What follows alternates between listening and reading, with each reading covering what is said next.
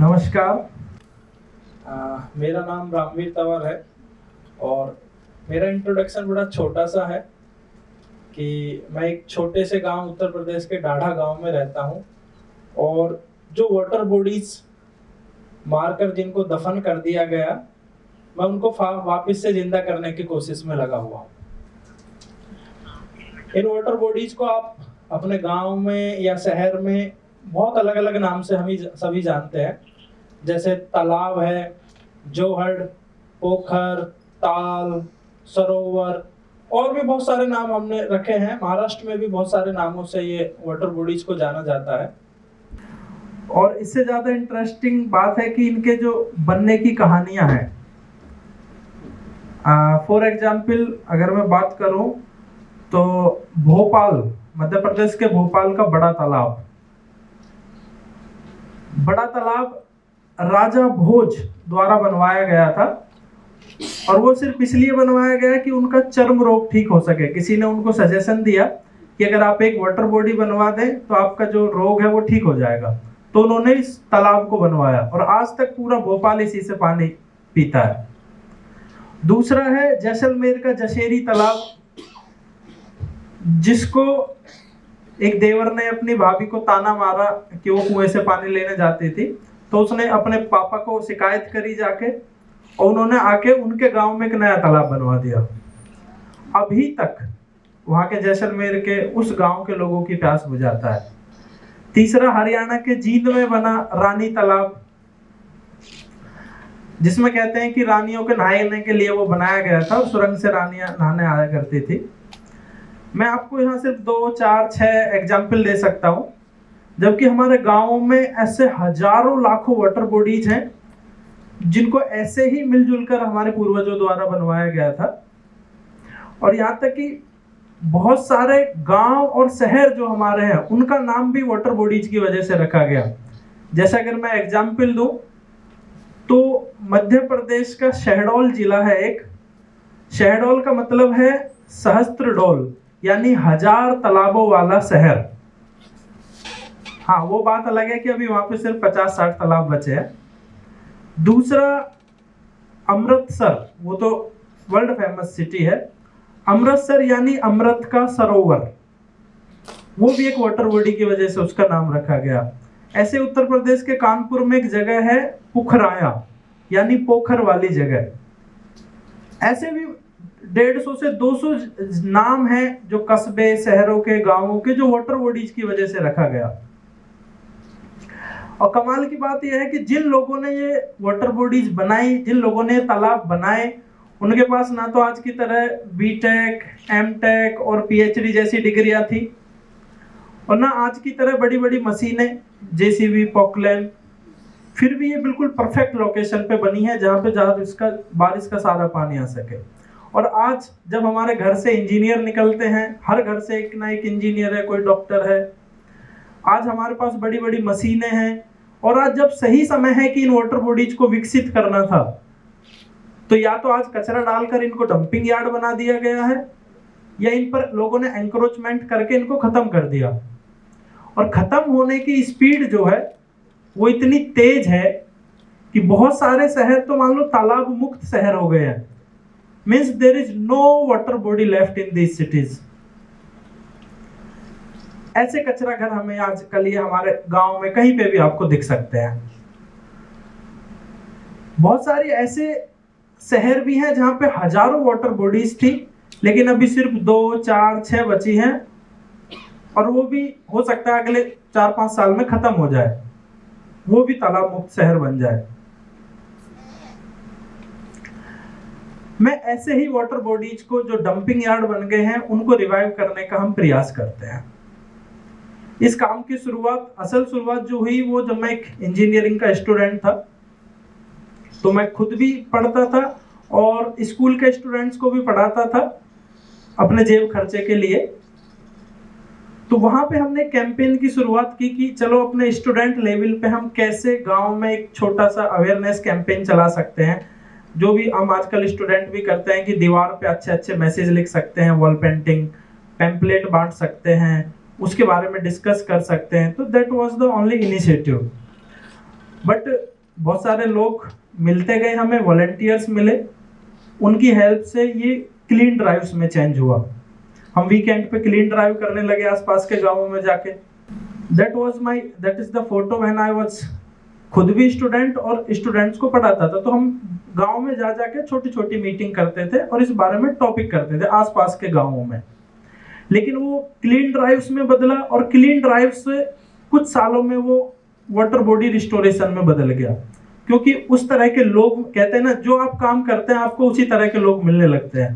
तो मुझे भी उसी तरह के लोग मिले, कॉर्पोरेट से, एनजीओ से, गवर्नमेंट ऑफिशियल्स, जिन्होंने एनकरेज किया, जिनकी सपोर्ट से वाटर बॉडी का रिस्टोरेशन शुरू हुआ।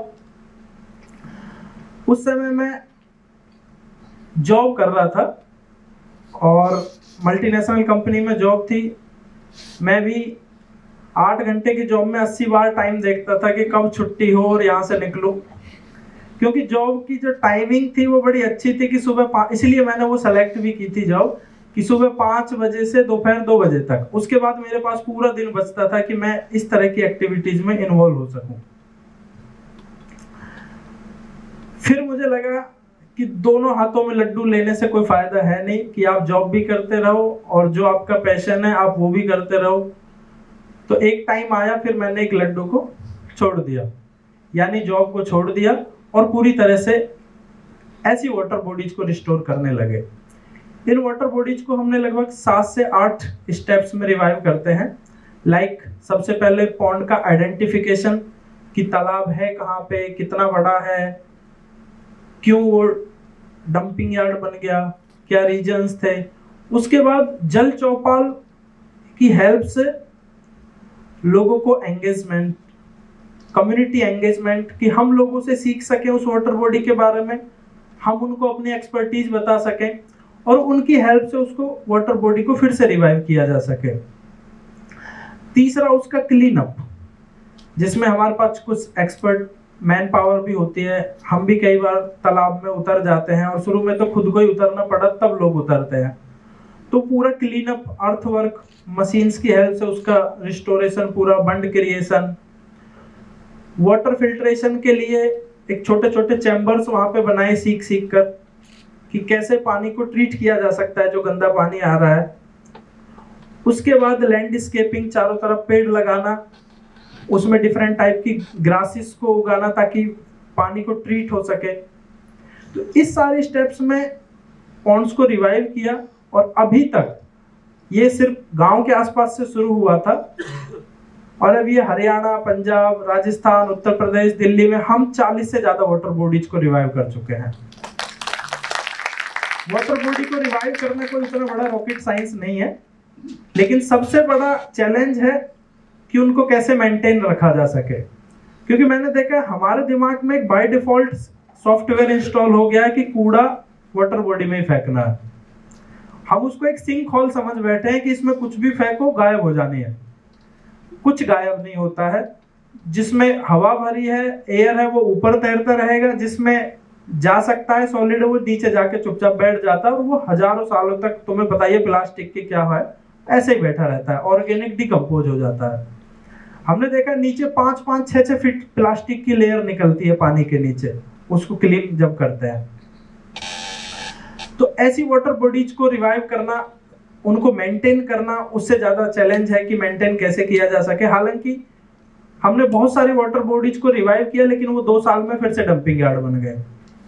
इससे हमने गलतियों से सीखा और अब बहुत सारी वाटर बॉडीज को हमने एक्वाकल्चर से जोड़ना शुरू किया, यानी लोगों की इनकम जनरेट हो सके उन्हीं वाटर बॉडीज से और वो उसको मेंटेन रख सके। आपने देखा होगा गांव में अगर खेत पे कोई एक किसान दूसरे किसान की मेड़ भी काट दे खेत की, तो आपस में लाठी डंडे चल जाते हैं उनके, कई बार गोलियां भी चल जाती है उनकी, क्योंकि उनकी इनकम जनरेट होती है उस चीज से। वो नहीं चाहते कि कोई 1 इंच भी जमीन ले ले। तालाबों पे जब हम कब्जा कर रहे होते हैं, उनमें कूड़ा फेंक रहे होते हैं, कोई आके अपोज क्यों नहीं करता? क्योंकि हमारी इनकम जनरेट नहीं होती, हमारा कोई डायरेक्ट उस वाटर बॉडी से कनेक्शन नहीं है। हाँ, जब कनेक्शन था तो उस टाइम पे वाटर बॉडीज भी अच्छी थी।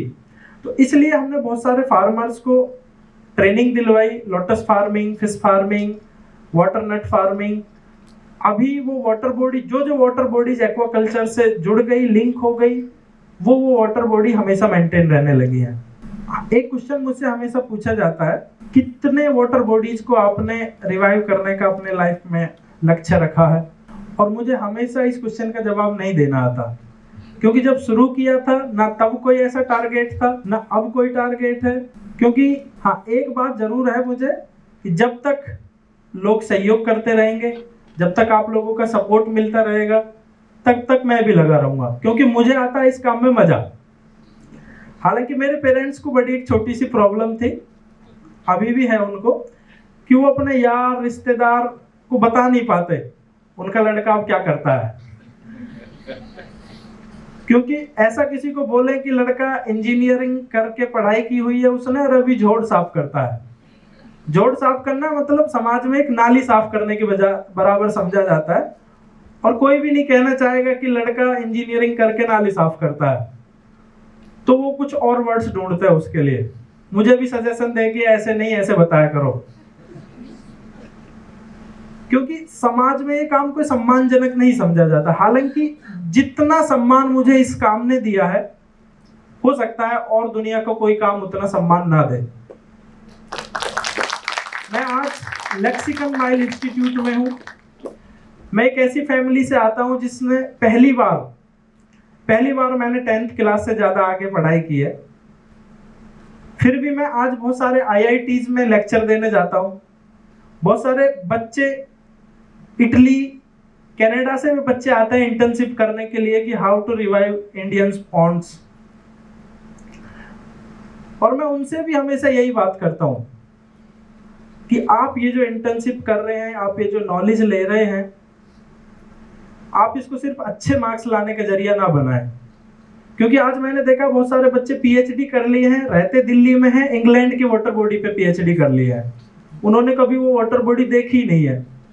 तो आपको जॉब अच्छी मिल जाएगी, सैलरी अच्छी मिल जाएगी, बट हमारा जो हमने एजुकेशन लिया उस पे ग्राउंड पे क्या चेंज किया उससे हमने। जब आप जो पढ़ रहे हैं, जो थीसिस लिख रहे हैं, उसके बारे में आपको पता ही नहीं है, थीसिस पास भी हो जाती है उनकी।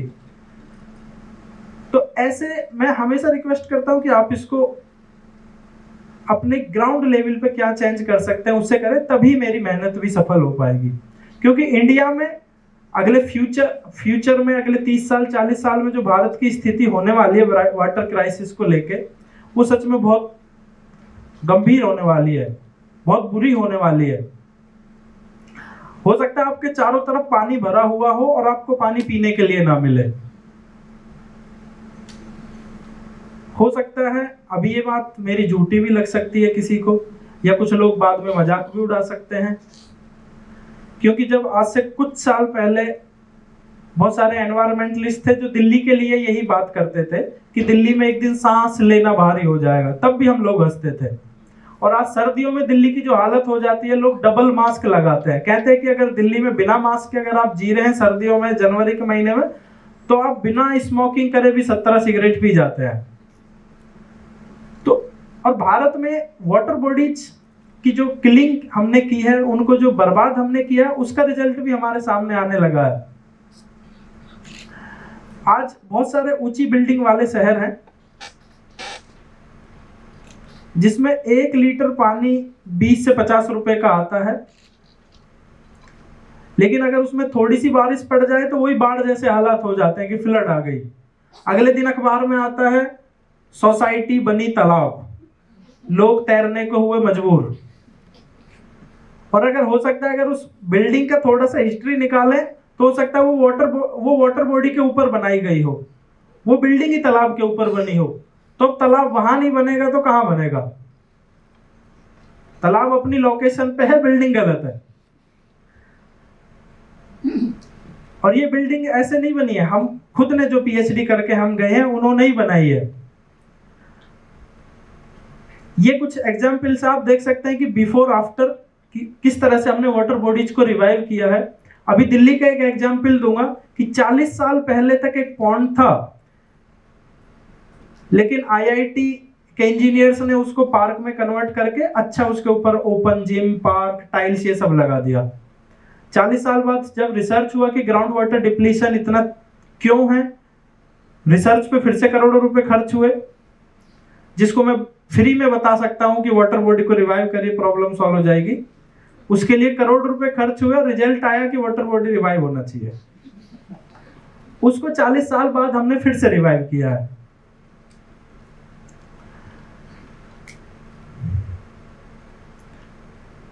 मैं हमेशा अपने स्टूडेंट्स, अपने यंगस्टर्स जो हैं, उनसे भी मैं हमेशा रिक्वेस्ट करता हूं। आज हमने देखा होगा बहुत सारे हमारे यंगस्टर्स है जो बहुत पुराने, जो राजा महाराजा थे या फिर पूर्वज थे, उनके द्वारा छोड़ी गई जो कुछ धरोहरें हैं उनका क्रेडिट लेने के लिए घूमते हैं। बहुत सारे बताते हैं ये हमारे पूर्वजों की है, वो कहते हैं हमारे पूर्वजों की है। जबकि मैं उनसे कहता हूँ ये वाटर बॉडी फिर किसकी है? ये भी तो हमारे पूर्वज हमारे लिए बना के गए थे। तो इनको कौन अपनाएगा, इनको कौन एडॉप्ट करेगा? और अगर सच में आप इनको, वाटर बॉडी को अगर आप रिवाइव करते हैं तो उनके लिए भी अच्छी श्रद्धांजलि होगी और जो आने वाली पीढ़ियां हैं उनके लिए भी सबसे अच्छा जीवन दान हम देकर जाएंगे। मेरी मम्मी मुझसे पूछती है, उनको, क्योंकि वो, मैंने अभी बताया कि कितना हम एजुकेटेड फैमिली है हम, वो पूछती तुम करते क्या हो ये बताओ। मैं उनको बताता हूँ मैं एनवायरमेंटलिस्ट हूँ। तो कहते नहीं, ऐसे नहीं, दूसरी तरीके से बताओ। एक वो होते हैं जो काला कोट पहनते हैं, एक होते हैं जो खाकी वर्दी पहनते हैं, कुछ वो गले में लटका लेते हैं और कुछ पीली कलर की टोपी पहन लेते हैं। उनमें से क्या हो, तुम क्या पहनते हो? मैं कहता हूँ मैं कुछ भी ना पहनूं तो ही ठीक हूँ, क्योंकि जो कुछ भी पहन के जाऊंगा कीचड़ में ही सरना हो। और इसी चक्कर में, जैसे सर कह रहे थे, सर बता रहे थे कि अभी जैसे सुबह सुबह उनकी लड़ाई हुई आज, मेरी भी डेली इसी बात पे होती है कि जो जूते आते हैं कीचड़ में सने हुए, वो डेली देख के कहती है अरे यार ये क्या है। और मतलब पोछा अगर लगा हुआ हो तो उसमें पैर रखने से पहले ऐसी फीलिंग आती है जैसे पाकिस्तान की बाउंड्री में पैर रखने वाला हो। जूते निकाल के कई बार लटका के ऊपर ले जाना पड़ता है। तो हम खुद गंदे होंगे जब जाके वाटर बॉडी साफ होंगी। हम आज खुद इन वाटर बॉडीज का अगर ध्यान नहीं रखा तो हमारे बच्चे कल लाइन में लगे होंगे, आप पानी में तैर रहे होंगे और अपने आप के ऊपर पछतावा कर रहे होंगे, जैसे आज जो लोग हंसते थे उस टाइम पे दिल्ली के बारे में पछता रहे हैं। मुझे इतना अच्छा अपॉर्चुनिटी दिया उसके लिए मैं धन्यवाद देता हूँ। Thank you.